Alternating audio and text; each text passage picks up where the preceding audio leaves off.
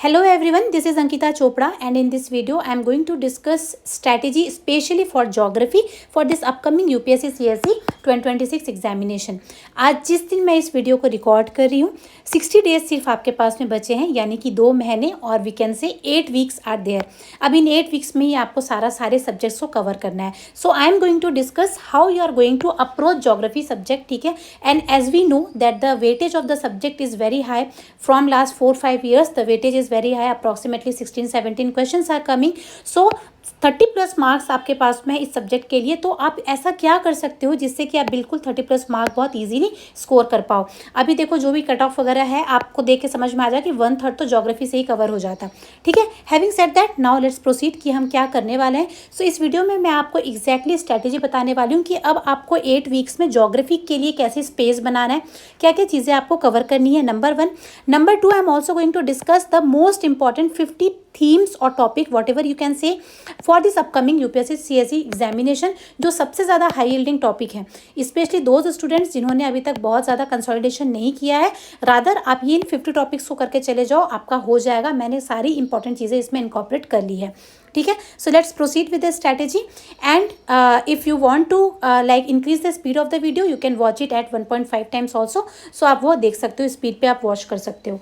अब बात करते हैं भाई आज की कंडीशन कहाँ है, हम एक्जैक्टली कहाँ खड़े हैं। 60 डेज के बाद में हमारा एग्जाम है, इसका मतलब हमारे पास में मोटा मोटा 8 वीक्स हैं, ठीक है। और अब के स्टेट में अभी इस स्टेज में आई एम अज्यूमिंग कि आप एटलीस्ट आप 10 आवर्स तो पढ़ ही रहे हैं, ठीक है। अब 8 वीक्स में आपके पास में अगर आप मेजर सब्जेक्ट्स देखते हो तो देखो आपके पास में 7 मेजर सब्जेक्ट्स है जिसका वेटेज एग्जाम में बहुत ज़्यादा है, जिसे आप छोड़ नहीं सकते। History, geography, economy, environment, polity, science and tech and current affairs, ठीक है। इसमें से मैं बात करने वाली हूँ ज्योग्राफी की एंड इन सब next video we are going to discuss environment as well, ठीक है। सो ज्योग्राफी की अगर मैं बात करूँ तो अभी आपको क्या, आपके पास में 8 हफ्ते बचे हैं, 7 मेजर सब्जेक्ट है। इसके बाद में आपको PYQ भी सॉल्व करने हैं, जो आपने टेस्ट दिया है उसे रिवाइज भी करना है, बहुत सारी चीज़ें हैं, राइट। सो बिल्कुल स्ट्रक्चर्ड मैनर में हम करने वाले हैं, ऑर्गेनाइज्ड मैनर में करने वाले हैं रिवीजन। देखो एक तो तरीका है कि हिस्ट्री आप पकड़ के बैठ गए, हर दिन 7 दिन तक आप कंटिन्यूसली हिस्ट्री पढ़ रहे हो, फिर सेकंड वीक में आप कंटिन्यूसली ज्योग्राफी पढ़ रहे हो। ऐसे करते करते आप हर एक वीक में एक सब्जेक्ट पढ़ रहे हो। कर्ज किया जा सकता है, कोई प्रॉब्लम नहीं है, बट दिक्कत क्या है कि अभी आपके इमोशंस बहुत ज़्यादा हाई होंगे। इमोशन हाई होने का मतलब आपके पास में बहुत ज़्यादा प्रेशर होगा। जैसे आप हिस्ट्री पढ़ना स्टार्ट करोगे आपके माइंड में आएगा अरे मैंने इकोनॉमी का कुछ इंपॉर्टेंट पार्ट मिस कर दिया। अब जैसे ज्योग्राफी पढ़ोगे आपके माइंड में आएगा अरे मैंने करंट अफेयर नहीं पढ़ा। तो ये प्रोडक्टिव नहीं होगा, बिकॉज एक तो बोरिंग भी हो जाता है कंटिन्यूसली। अगर आप 6-7 आवर्स आप हिस्ट्री पढ़ रहे हो, अज्यूम करी हूँ कि 3 आवर्स आप टेस्ट वगैरह के लिए दे रहे हो, तो 6 आवर भी लगातार 6-7 दिन पढ़ना आपके लिए डिफिकल्ट हो जाएगा। एक ये तरीका था। सेकंड तरीका ये है कि भाई मैंने कहा कि अप्रॉक्सीमेटली आपके पास में 10 आवर्स हैं, 10 आवर्स में मैं अज्यूम करी हूँ आप 7 आवर्स पढ़ रहे हो और 3 आवर्स आप टेस्ट, PYQ इन सब चीज़ों के लिए रख रहे हो, ठीक है। सो 7 आवर्स में एक और तरीका है कि आपके पास में 7 आवर्स है, मतलब आपके पास में यहाँ पर टोटल 7 सब्जेक्ट्स भी है। तो आप ये भी सोच सकते हो कि काम करता हूँ हर दिन मैं हिस्ट्री, ज्योग्राफी, इकोनॉमी, पॉलिटी सारे सब्जेक्ट्स में 1-1 आवर पढ़ लेता हूँ। Again this is going to be very difficult for you to manage. Why? क्योंकि देखो ह्यूमन ब्रेन कैसा काम करता है, साइंटिफिक बात करेंगे हम लोग, ठीक है। ह्यूमन ब्रेन कैसा काम करता है कि उसे हर समय कुछ ना कुछ आउटकम चाहिए। आउटकम इन द सेंस इस फेज में आपके लिए आउटकम क्या है, एक सेंस ऑफ कंप्लीशन। अब अगर आप लगातार हर दिन सातों घंटे आप ये 7 सब्जेक्ट्स कवर कर रहे हैं, इवन इफ आप 3 आवर्स भी दे रहे हो टेस्ट वगैरह के लिए, PYQ के लिए, तभी आपके ब्रेन को सेंस ऑफ कंप्लीशन का मैसेज नहीं जा रहा है, क्योंकि आपके पास में आउटकम नहीं आ रहा है कि भाई चलो हिस्ट्री खत्म हो गया, ज्योग्राफी खत्म हो गया, ये सारे साथ में खत्म होने वाले हैं, ठीक है। तो अगर आप इस अप्रोच से चलते हो कि हर दिन एक सब्जेक्ट, हर दिन 7 सब्जेक्ट लोगे for each hour, for 1 hour each, तो क्या हो जाएगा आपके लिए कंसंट्रेट करना, और हर एक सब्जेक्ट का नेचर अलग है, तो सब्जेक्ट टू सब्जेक्ट बाउंस करना, शिफ्ट करना भी डिफिकल्ट होता है। तो दोनों ही एक्सट्रीम्स में हमें नहीं जाना है, ठीक है। So we are not going to go in both the directions, ठीक है, ईदर ऑफ द डायरेक्शन। अब हमें करना क्या है, रादर एक अच्छा तरीका ये है कि भाई आपको बहुत ज़्यादा ओवरवेलमिंग भी ना लगे, क्योंकि 7 सब्जेक्ट्स अगर आप हर 1 घंटे में पढ़ रहे हो तो ये बहुत ओवरवेलमिंग हो जाता है, ना सिर्फ आपके लिए बट आपके ब्रेन के लिए भी। एक और तरीका है कि जहाँ पर आपको बहुत ज़्यादा बोरिंग भी ना लगे, तो इनका इन बिटवीन रास्ता निकालते हैं। तो in my opinion what you should do, और you should at least give it a try, कि यू पिक 2 सब्जेक्ट। ठीक है। 2 सब्जेक्ट आप उठाओगे, 2 सब्जेक्ट्स में भी क्या करने वाले हो आप, एक का जो नेचर होगा थोड़ा सा डिफिकल्ट होना चाहिए और एक का नेचर थोड़ा सा आपको इंजॉयबल होना चाहिए, या फिर कोई बहुत ज़्यादा कंसेप्चुअल है तो दूसरा वाला थोड़ा सा लाइट नेचर का हो, ठीक है। सो बेसिकली एक सब्जेक्ट आपको टफ लगना चाहिए, एक सब्जेक्ट आपको इंटरेस्टिंग लगना चाहिए, ठीक है। सो हर स्टूडेंट के अपने कुछ ना कुछ स्ट्रेंथ्स एंड वीकनेसेस होती है, उसके हिसाब से आप डिसाइड कर लो। सो मैं अगर बात करूँ नेचर ऑफ द सब्जेक्ट, तो मैंने क्या किया, 2 सब्जेक्ट्स मैंने उठाई। हर दिन मैं क्या करूँगी 3.5 आवर करके 7 आवर मैं क्या करूँगी 2 सब्जेक्ट्स को दूंगी। 3 आवर्स के लिए हम लोग और 4 आवर्स के लिए हम लोग रिविजन टेस्ट ये सारी चीज़ें कर सकते हैं। अब जैसे ही मैंने पिक किया, अब कौन सा सब्जेक्ट पिक करेंगे, देखो अगर मैं नेचर की बात करती हूँ तो ज्योग्राफी क्या है, कंसेप्चुअल है, ठीक है। Polity whereas it is a kind of factual type of subject, ठीक है। सो आप ज्योग्राफी पॉलिटी को कंबाइन कर सकते हो, जहाँ पे आपको कंसेप्ट का हैवी लोड मिल रहा है, बट यहाँ पे आप क्या करोगे, फैक्ट्स जब पढ़ोगे तो क्या हो जाएगी, आपको बहुत ज़्यादा बोरियत नहीं होगी। तो ये क्या हो गया, बैलेंस हो गया। Second combination you can pick economy के साथ में आप हिस्ट्री पढ़ सकते हो, कि इकोनॉमी अगेन कंसेप्ट है, इंटरेस्टिंग लगता है बच्चों को। हिस्ट्री कई बच्चों को थोड़ा सा लाइक डिफिकल्ट टू मैनेज लगता है, ठीक है। सो अगेन आपने नेचर चेंज कर लिया, ठीक है। थर्ड में आपका इन्वायरमेंट एंड साइंस अटैक आपने पिक कर लिया। और मैंने क्या सोचा है कि एक और तरीका हो सकता था कि आप क्या करोगे, 6 सब्जेक्ट आपने ले लिया, बचता है आपका करंट अफेयर। करंट अफेयर को आप डेली 1 आवर दे सकते हो, जिस समय आप बिल्कुल थक चुके होते हो उस समय आप करंट अफेयर पढ़ोगे, क्योंकि इसमें बहुत ज़्यादा कंसेप्ट का ओवरलोड नहीं होता, ठीक है। सो इस तरीके से आप क्या कर सकते हो, टोटल आपके सारे सब्जेक्ट्स कवर कर सकते हो। तो वीकली हमारा प्लान बन गया कि हमें क्या करना है। तो अब बात करते हैं ज्योग्राफी की। देखो ज्योग्राफी आपने वीक 1 में किया, पॉलिटी के साथ में ज्योग्राफी आपने किया, फिर आप इन दोनों सब्जेक्ट को करोगे, economy and history week 2 and environment and science and tech week 3। इस तरीके से आप सेकंड या 4th वीक में होगा तो फिर से रिपीट करने वाले हो। सो अब तक आपको समझ में आ गया होगा, ज्योग्राफी पढ़ने के लिए आपके पास में 2 वीक्स हैं, उसमें भी कितना आवर, 3 आवर्स के आसपास आपको 3.5 आवर्स। ये जो कॉम्बिनेशन है ना, कि ये जो 1 आवर, देखो एक बार फिर से बता देती हूँ। सपोज आपके पास में 10 आवर्स हैं, ठीक है। 10 आवर में मैंने कहा कि आप एक काम करो, 6 आवर्स आप S1 एंड S2, S1 मतलब सब्जेक्ट 1 सब्जेक्ट 2, इन दोनों को 2.5 भी दे सकते हो और एक को 3.5 दे दो, या फिर इक्वल भी कर सकते हो। 1 आवर आप क्या करोगे, करंट अफेयर के लिए रखोगे, and rest of the time approximately 4 hours आप क्या करोगे, टेस्टिंग, रिविजन, PYQ, ये सारी चीज़ों के लिए करने वाले हो, ठीक है। सो ये मेरे हिसाब से आइडियल है, जहाँ पे आप प्रैक्टिस भी कर रहे हो, PYQ के टच में भी हो, सारी चीज़ें आप कर रहे हो, ठीक है। सो अब क्या करना है कि आप जैसे ही अभी आपके पास में अज्यूम करो कि आपने ज्योग्राफी को डिफिकल्ट सब्जेक्ट की कैटेगरी में रखा, तो 3.5 आवर आप दे रहे हो। तो 3.5 आवर आप क्या करोगे, एक वीक में आपने दिया। और इसमें भी मैंने क्या सोचा हुआ है कि आप क्या करोगे, वीक में हर दिन नहीं पढ़ने वाले हो, आप वीक में 5 डेज पढ़ेंगे, क्या, geography and polity, and for rest of the 2 days again revision. फंडा शुड बी व्हाट, कि आप जो भी चीज़ें पढ़ रहे हो, आप इस वीक में भी जो पढ़ रहे हो, इसे भी आपको 3 बार रिवाइज करना है। जिस चीज़ को आप 3 बार रिवाइज नहीं करोगे, उस चीज़ को पढ़ने का कोई मीनिंग नहीं है, for specially for this UPSC examination, ठीक है। सो पहली चीज़ हो गई हमारी। अच्छा, इसके बाद में आप क्या करोगे, 13 वीक तक आपने 6 सब्जेक्ट कंप्लीट कर लिया, करंट अफेयर साथ साथ में चल रहा था, एंड नेक्स्ट 3 वीक्स में आप क्या करने वाले हो, फिर से आप इसे क्या करोगे, आप वापस इसे रिपीट करने वाले हो। तो आपके पास में 2 वीक्स मिलने वाले हैं ज्योग्राफी के लिए, और वो भी अप्रॉक्सीमेटली आप मान के चलो 3.5 आवर। कंजर्वेटिव साइड में मैं मान रही हूँ कि 3 घंटे आप हर दिन पढ़ते हो, तो 15 आवर्स हो जाएंगे, 5 डेज अ वीक, 2 डेज मैंने आपको कहा रिवीजन के लिए।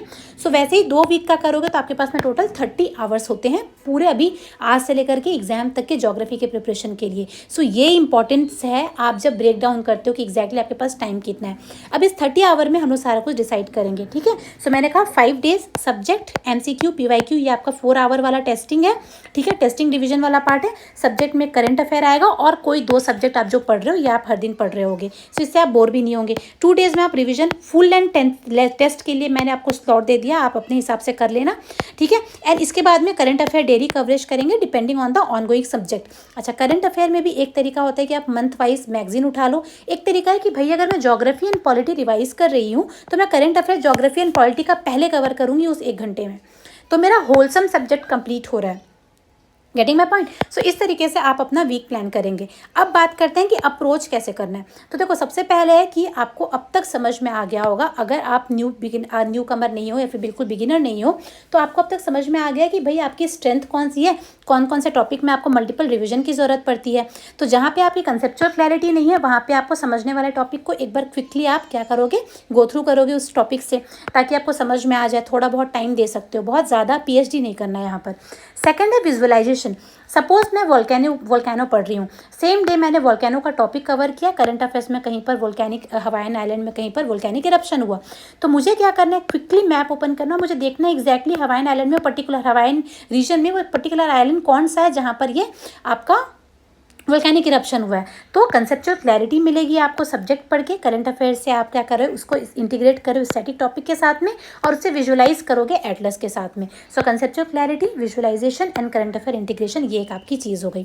अब बात करते हैं सोर्स की। देखो अब यहाँ पर आप ये गलती नहीं करोगे कि आप जीसी लॉन्ग पढ़ना स्टार्ट कर दिए, रैंडमली आप कोई न्यू बुक पिक कर रहे हो, ये सब आपको नहीं करना है। करो क्या, देखो अगर आपने जो भी अब तक, मैंने यहाँ पर एनसीईआरटी लिखा है, आज की डेट में आपने जो भी रोज जो रिसोर्स है वो रेफ़र किया है, आप उसे ही रेफ़र करो।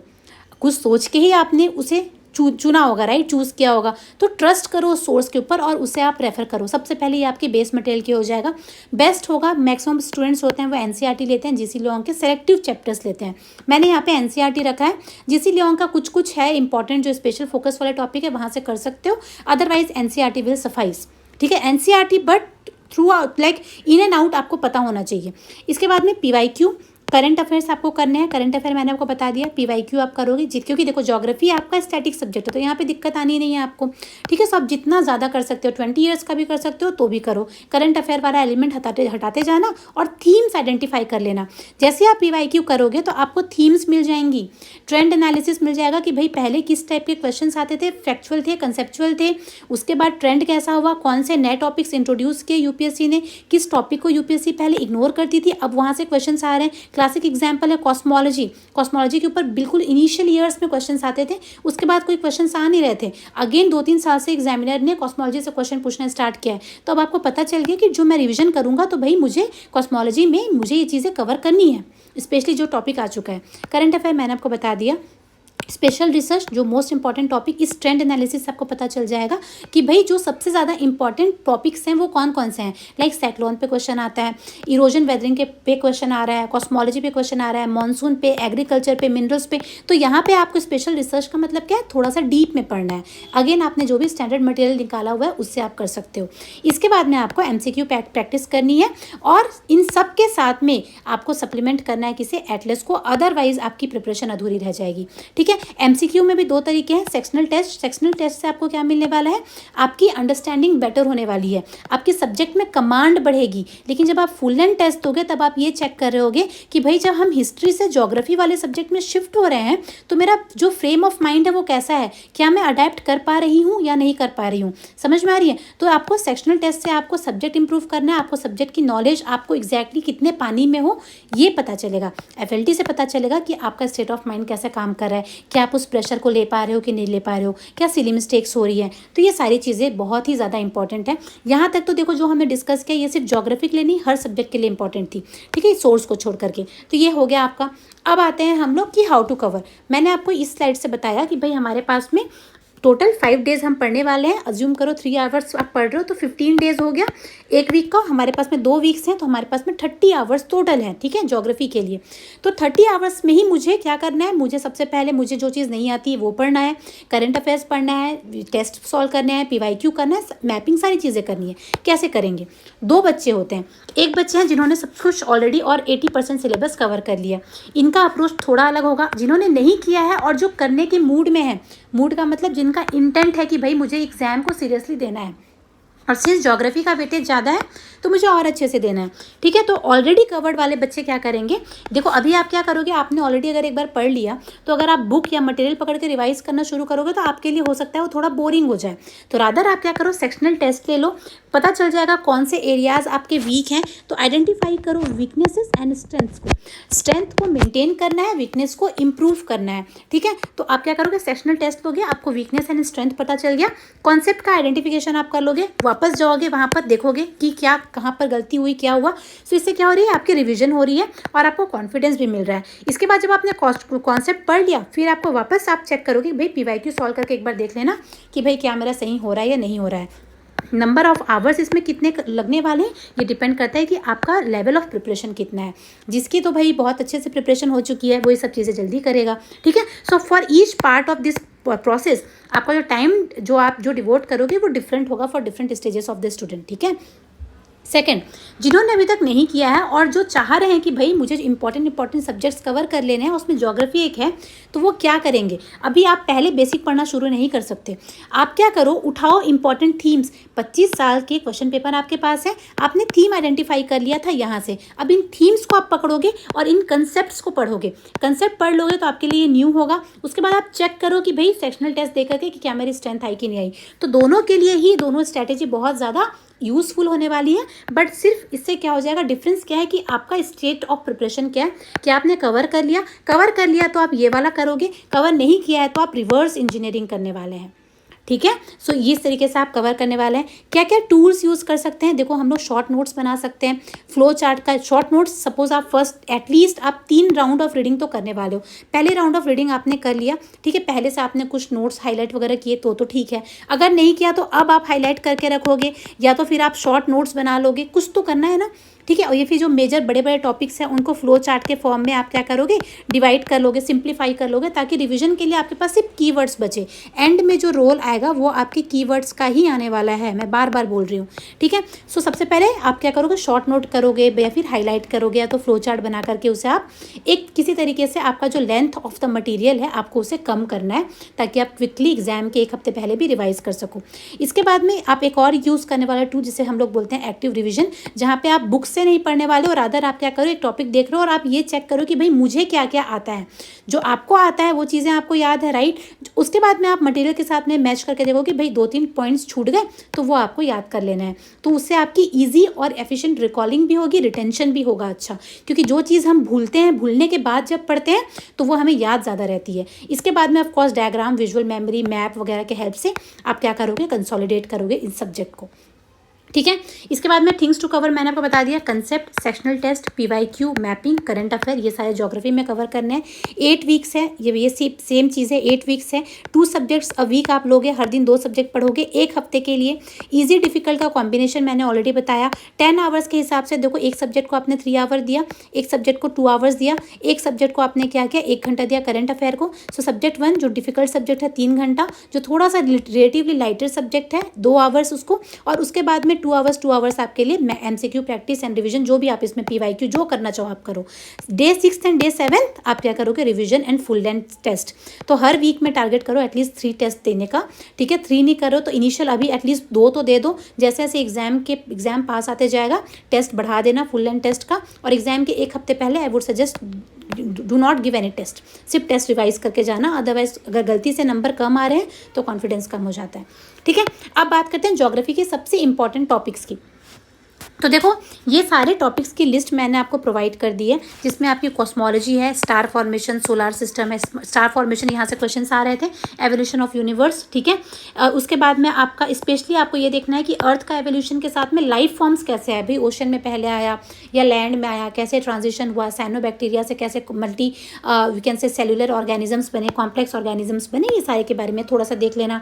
ठीक है, इसके बाद सोलार सिस्टम के बारे में, उसमें ज़्यादा नहीं जाना, ये देखना कि इनर एंड आउटर प्लैनेट का किसका वेट ज़्यादा है, किसकी डेंसिटी ज़्यादा है, किसका साइज ज़्यादा है, कौन आपका क्या बोलते हैं जो अपने एक्सिस में नॉर्मली सारे क्या हो रहे हैं, वर्टिकल आप रोटेट कर रहे हैं। देयर आर सर्टेन प्लैनेट जो क्या कर रहे हैं, हॉरिजॉन्टल रोटेशन करते हैं, तो वो देख लेना। जोवियन प्लैनेट की कैरेक्टरिस्टिक्स क्या है, रॉकी कौन से हैं, गैसी कौन से, ये सारी चीज़ें। Rotation and revolution of earth, ये बहुत ज़्यादा इंपॉर्टेंट है, इसका इम्पैक्ट क्या पड़ता है डे एंड लाइट सीजन के ऊपर। उसके बाद angle of inclination and role of atmosphere to protect the earth. ठीक है, टेम्परेचर मेंटेनेंस, इसके ऊपर भी क्वेश्चन आया हुआ है। ठीक है, लैटिट्यूड लॉन्गिट्यूड के बारे में पढ़ लेना, उसका सिग्निफिकेंस पढ़ लेना लैटिट्यूड लॉन्गिट्यूड का। टाइम जोन बहुत इंपॉर्टेंट है, क्वेश्चन आते हैं। इंटरनेशनल डेट लाइन पे लास्ट ईयर भी क्वेश्चन आए थे, स्टैंडर्ड टाइम के ऊपर भी क्वेश्चन आते हैं। तो ये इंपॉर्टेंट टॉपिक्स है, यहाँ पे आपकी इनिशियल वाला पॉइंट आपका कवर हो जाएगा। अब जियोमॉर्फोलॉजी में सिमिलरली आप इंटीरियर पढ़ने वाले हो, डिफ्रेंसिएशन का प्रोसेस होता क्या है, डिफरेंट टाइप ऑफ डिसकंटिन्यूटीज़ क्या होती है, कोर मेंटल क्रस्ट की कॉम्पोजिशन क्या है, मेंटल कितना परसेंटेज कवर करता है वॉल्यूम के हिसाब से, ये सारी चीज़ें समझ रहे हैं ना, जो फैक्चुअल चीज़ें हैं। रॉक्स के टाइप्स पढ़ेंगे, इग्नियस, सेडिमेंट्री, मेटामॉर्फिक। ठीक है, रॉक साइकिल के बारे में, देन प्रोसेसेस, फोल्डिंग, फॉल्टिंग, फिर माउंटेन ओरिजिन, ये माउंटेन फॉर्मेशन क्या होता है, कौन से माउंटेन किस टाइप के हैं वो आपको देखना है। अर्थक्वेक, ठीक है, एंड वोल्केनिज्म और उसके एग्जाम्पल, करंट अफेयर के साथ में इसे इंटीग्रेट कर सकते हो। पैसिफिक रिंग ऑफ फायर के बारे में पढ़ोगे। प्लेट टेक्टोनिक्स थ्योरी, यहाँ पर भी आपकी थ्योरीज थी ना, continental drift theory, sea floor spreading theory, plate tectonic, convection current theories. इन थ्योरीज के हिसाब से आप पैसिफिक रिंग ऑफ फायर, जब आप प्लेट टेक्टोनिक पढ़ोगे तो automatically you will come towards the Pacific ring of fire. ठीक है, इसके बाद में प्लेट टेक्टोनिक्स, प्लेट्स का मैपिंग वगैरह देख लेना। इरोजन वेदरिंग के बारे में पढ़ लेना। मास मूवमेंट क्या होता है, टाइप्स ऑफ इरोजन क्या होते हैं, प्रोसेसेस क्या होते हैं, डिफरेंस क्या होता है, सॉइल फॉर्मेशन को आप देख लोगे। ठीक है, इसके बाद लैंड फॉर्म, ये वाला टॉपिक बहुत इंपॉर्टेंट है। तो ये सारे types of land form, like आपकी जो आपकी लाइमस्टोन कास्ट टोपोग्राफी है, desert land form, riverine fluvial मतलब कि riverine land form, coastal, ground water, glacier, type of coast, ये तो बच्चे यहाँ पे कंफ्यूज होते हैं, तो आप ये भी इससे भी गो थ्रू कर सकते हो। ठीक है, क्लाइमेटोलॉजी में देखो क्या क्या है आपका स्ट्रक्चर, एटमॉस्फेयर का स्ट्रक्चर क्या है और उस हर एक लेयर का क्या क्या यूज़ है। इंसुलेशन के बारे में पढ़ना कि कैसे लैटिट्यूड के साथ में इंसुलेशन चेंज हो रहा है, एंगल ऑफ इंक्लिनेशन से उसका क्या रिलेशन है, उसे tropical, temperate and frigid zone हम लोग कैसे डिसाइड करते हैं, लैटिट्यूड कौन कौन से हैं, ट्रॉपिक ऑफ कैंसर, ये सारी चीज़ें। राइट, हीट बजट के बारे में सिर्फ नंबर्स याद मत करना, यहाँ पे सिर्फ फैक्टर्स कौन कौन से हैं इनकमिंग एंड आउटगोइंग में, उसके बारे में पढ़ लेना। लैब स्टेट बहुत कंसेप्चुअल टॉपिक है, अच्छे से ये कवर कर लेना, ईजी है, हो जाएगा। प्रेशर बेल्ट्स के बारे में आप पढ़ लोगे, विंड टाइप। उसके बाद में आपका जो ट्राई सेलुलर मॉडल है ना, फेरल सेल, हेडली सेल। ठीक है, सो ये सारी चीज़ें आपको कवर करनी है।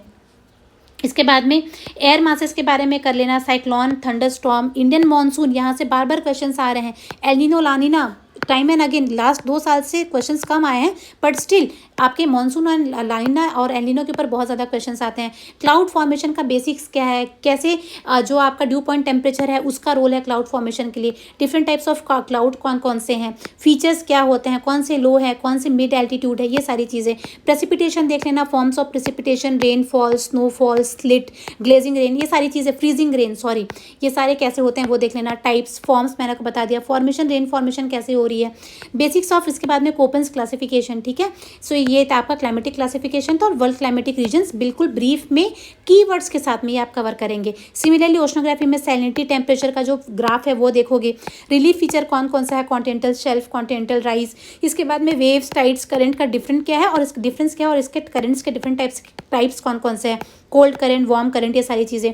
वाटर का डिस्ट्रीब्यूशन क्वेश्चन आया हुआ है 2022 के आसपास आई थिंक। ठीक है, कितना फ्रेश वाटर है, कितना ग्राउंड वाटर है, कितना रिवर वाटर है, कितना एटमॉस्फेरिक वाटर है, ये सारी चीज़ें। मिनरल रिसोर्सेज में आपके इंपॉर्टेंट है इकोनॉमिक पार्ट, सो पॉलीमेटालिक मिनरल्स वगैरह के बारे में पढ़ लेना, नोड्यूल्स के बारे में। Corals formation, requirement, type, coral bleaching से रिलेटेड प्रॉब्लम, ये टॉपिक्स हैं। ठीक है, और ये आपकी इंडियन ज्योग्राफी के टॉपिक्स हैं। देखो रॉक सिस्टम पढ़ लेना, और जैसे धारवाड़ रॉक है उसका क्या कैरेक्टरिस्टिक्स है, किस रॉक का बिल्डिंग मटेरियल में यूज़ ज़्यादा हुआ है, कहाँ पे गोल्ड मिलता है, कहाँ पे डायमंड मिलता है, ये रॉक सिस्टम में आप कवर करोगे। Drainage system, types, formation, reverse और उसकी ट्रिब्यूटरीज। जब भी रिवर करोगे तो ओरिजिन देखना है आपको, कौन से माउंटेन से निकल रही है और किस ओशन में जाकर के गिर रही है, क्या ये वेस्ट फ्लोइंग रिवर है, क्या ये ईस्ट फ्लोइंग रिवर है, ये भी देखना है। Types of forest in India, अब सब कुछ जो आपने यहाँ से बेसिक पढ़ा था उसे आप अप्लाई करोगे, तो इन पॉइंटर्स में आपको पढ़ना है। इसको रिवाइज करने में थोड़ा ज़्यादा समय लगेगा, ये जल्दी रिवाइज होगा बट इसमें फैक्ट्स ज़्यादा होंगे। तो टाइप्स ऑफ फॉरेस्ट, सॉइल पढ़ लेना, डिफरेंट टाइप्स कहाँ कहाँ पे कौन सी सॉइल मिलती है, फॉर्मेशन का प्रोसेस क्या है, लेटरलाइजेशन क्या है। ठीक है, सॉइल होराइजन क्या होता है, इसके different zones OA, B, R, ये लेयर्स कौन कौन से होते हैं। Agriculture, type of farming, mix farming किसे कहते हैं, एग्रो फॉरेस्ट्री किसे कहते हैं, getting my point. Cropping season, cropping pattern, crop rotation, monoculture, ये सारी चीज़ें। टाइप्स ऑफ क्रॉप्स जो इंडिया में ग्रो हो रहे हैं वो कहाँ कहाँ पर हो रहे हैं और उनकी कंडीशंस क्या क्या है, ये वाला टॉपिक बहुत इंपॉर्टेंट है। एग्रो क्लाइमेटिक रिक्वायरमेंट, स्पेशली इसमें सॉइल, रेनफॉल, इन दोनों के बारे में बहुत अच्छे से पढ़ लेना। ठीक है, इसके बाद में आपका सॉइल रेनफॉल मतलब कि किस टाइप के सॉइल में पर्टिकुलर क्रॉप होगी, कितना रेनफॉल चाहिए, सनलाइट कितनी चाहिए, वैसी चीज़ें। मेजर माइनर मिनरल्स के बारे में लोकेशन कैटेगराइजेशन नई भी हुई है, करंट अफेयर्स में था ये, लोकेशन पढ़ लेना कहाँ कहाँ पे। Critical minerals, rare earth minerals जहाँ पे मिलते हैं, लिथियम वगैरह है, मॉन्जाइट है, ये सारी चीज़ें इंडिया में मिलती है, कहाँ पर मिलती है, क्या है, करंट अफेयर्स में कुछ है तो वो अच्छे से रिवाइज करो। इसके बाद में इंडस्ट्रीज़ में कोल इंडस्ट्री के basics, steel, aluminium, petroleum, natural gas, sugar cane. Natural gas, petroleum इस बार क्वेश्चन आ सकता है बिकॉज अभी जो ऑनगोइंग कंडीशंस हैं। ठीक है, सो उस वजह से ये टॉपिक बहुत इंपॉर्टेंट हो जाता है। एग्रीकल्चर में sugar cane because it is a cash crop, many farmers are dependent on this crop, so cotton cultivation, jute, तो ये वाले कैश क्रॉप्स बहुत इंपॉर्टेंट होते हैं इंडस्ट्रीज में। एनर्जी सोर्सेज में of course basics of wind energy, solar, ये सबको पता होगा। न्यूक्लियर, जियोथर्मल के प्रोजेक्ट्स देख लेना, साइट्स इनके देख लेना, किस किस स्टेट में मैक्सिमम एरिया कवरेज है, बायोगैस कहीं पर अगर नया प्लांट वगैरह बना है, और एक बार गैसिफिकेशन का प्रोसेस भी देख लेना। इसके बाद में ट्रांसपोर्ट ट्रांसपोर्टेशन मोड, वाटरवेज जो इनिशियल 6 वाटरवेज है वो इंपॉर्टेंट है, करंट अफेयर में कुछ है तो वो ऐड ऑन कर लेना। देन आपका पॉपुलेशन ज्योग्राफी है, इसमें पॉपुलेशन के बारे में, डेमोग्राफी क्या होता है, डेमोग्राफिक डिविडेंड क्या होता है, डेमोग्राफिक ट्रांजिशन थ्योरी क्या होती है, डिफरेंट टाइप्स ऑफ सेटलमेंट क्या होता है, हिली रीजन में क्या आएगा, प्लेन रीजन में क्या आएगा, ये सारी चीज़ें हैं। ठीक है, माइग्रेशन टाइप्स, रीजंस क्यों हो रहे हैं, किस टाइप का माइग्रेशन है, इनगोइंग, इनकमिंग, आउटगोइंग, रीजंस क्या क्या होते हैं, पुश फैक्टर, पुल फैक्टर्स जो होते हैं, इम्पैक्ट क्या होता है, क्या इम्पैक्ट पड़ता है अर्बनाइजेशन, स्लम, क्राइम्स, इन सब के ऊपर, सेक्स रेशियो कैसे चेंज होता है, सेंसस के बारे में पढ़ लेना 2011 वाला ब्रीफ में। ठीक है, आपको ये ऑनलाइन बहुत अवेलेबल हो जाएगा। और मेजर ट्राइब्स, इन सब के साथ में मैपिंग अगर कवर कर लोगे तो you are done with geography. इससे ज़्यादा आई डोंट थिंक आपको कुछ करने की ज़रूरत है। जिस भी स्टूडेंट ने अपना फर्स्ट राउंड ऑफ रीडिंग कर लिया है, आप टॉपिक वाइज रिवाइज करो। ठीक है, तो वो आपके लिए ज़्यादा ईजी हो जाएगा सेक्शनल टेस्ट दे के। मैपिंग का भी ब्रीफ में बता दे रही हूँ। देखो ये आपका मैप है, तो एक ओवरव्यू आपके पास में होना चाहिए कि कहाँ कहाँ से आपकी इक्वेटर जा रही है, tropic of Cancer, tropic of Capricorn जा रही है, कौन सा कॉन्टिनेंट कंप्लीटली सदर्न हेमिस्फेयर में है, कौन सा कॉन्टिनेंट ऑलमोस्ट सदर्न हेमिस्फेयर में है, तो जैसा साउथ अमेरिका है, अफ्रीका से, तीनों आपके जो टॉपिक्स हैं वो पास हो रही हैं। तो ये बेसिक चीज़ें हैं। मैप में देखो, जब भी मैप देखोगे तो आप क्या करोगे, मेजर लैटिट्यूड लॉन्गिट्यूड देख लेना कि पर्टिकुलर कॉन्टिनेंट का। ठीक है, रफ आइडिया लगा लेना क्लाइमेट, टेम्परेचर, फॉरेस्ट, क्योंकि आपको लैटिट्यूड पता चल जाएगा तो इन सब चीज़ों के बारे में भी पता चल जाएगा। टाइम जोन का आइडिया रख लेना कि रशिया में कितना है, यूएसए में कितना है, कनाडा में कितना है, जोग्राफिकल एरिया कौन सी बड़ी है, कौन सी छोटी है, बाउंड्रीज के बारे में, major mountain, plateau, plain, grassland. इस तरीके से मैंने आपको सारी लिस्ट प्रोवाइड कर दी है। इस तरीके से आप क्या कर सकते हो, मैप भी ईजिली कर सकते हो। ठीक है, कैसे करोगे मैपिंग अप्रोच में, conceptual understanding, continent study, continent wide study से मिलेगा। जब रिवाइज करोगे तो थीम वाइज करना। लाइक मैंने सपोज यहाँ पर एशिया ले लिया है, तो जब मैं कॉन्टिनेंट बेसिस पे करूँगी तो मैं क्या करूँगी, पूरे एशिया को एक बार में कवर करूँगी। लाइक मैं देखूँगी भाई माउंटेन कौन कौन से हैं, भाई कैस्पियन सी कहाँ पे है, लेक्स अराल सी कहाँ पे है, और कौन से डिफरेंट टाइप्स ऑफ लेक्स है। ठीक है, इसके बाद में मैं क्या देखूँगी कि आपके डेजर्ट्स कौन कौन से आ रहे हैं, ग्रासलैंड्स कौन कौन से आ रहे हैं। तो मैं क्या कर रही हूँ, होलसम स्टडी कर रही हूँ जब मुझे अपने कंसेप्ट को बनाना है। बट जब मुझे रिवाइज करना है तो मैं सबसे पहले देखूँगी माउंटेन, नॉर्थ अमेरिका में भाई यहाँ पे रॉकीज़ हैं, एपेलेशियंस है, साउथ अमेरिका में एंडीज़ हैं, यहाँ पे आपका different types of Atlas mountain वगैरह है। ठीक है, इंडिया में हिमालय है, एशिया में ये सारे हैं। तो आप क्या करोगे, थीमेटिक स्टडी करोगे सिर्फ माउंटेन का, बट वर्ल्ड में। ठीक है, सो उसके बाद में जब डेजर्ट पढ़ो तो वर्ल्ड के डेजर्ट्स आप पढ़ोगे। ठीक है, लेकिन जब आप कॉन्टिनेंट कर रहे हो तो सारी चीज़ें आप एक कॉन्टिनेंट का एक बार में कवर करोगे। तो दोनों तरीके से आपकी पढ़ाई होगी, एक में सेंस ऑफ कंप्लीशन आएगा, दूसरे में कॉन्फिडेंस आएगा। ठीक है, सो इस तरीके से आपको ज्योग्राफी कवर करना है। And do let me know what do you which topics you want me to cover. ठीक है, इन द नेक्स्ट वीडियो। अगर आपको कंसेप्चुअल अंडरस्टैंडिंग से रिलेटेड कोई प्रॉब्लम है, या फिर अगर आप मैराथन चाहते हैं, जो भी चाहते हैं, एक बार मुझे इन्फॉर्म कर दीजिएगा। ओके, सो टिल देन बहुत अच्छे से पढ़ाई कीजिए, and I will see you in the next video. Thank you so much.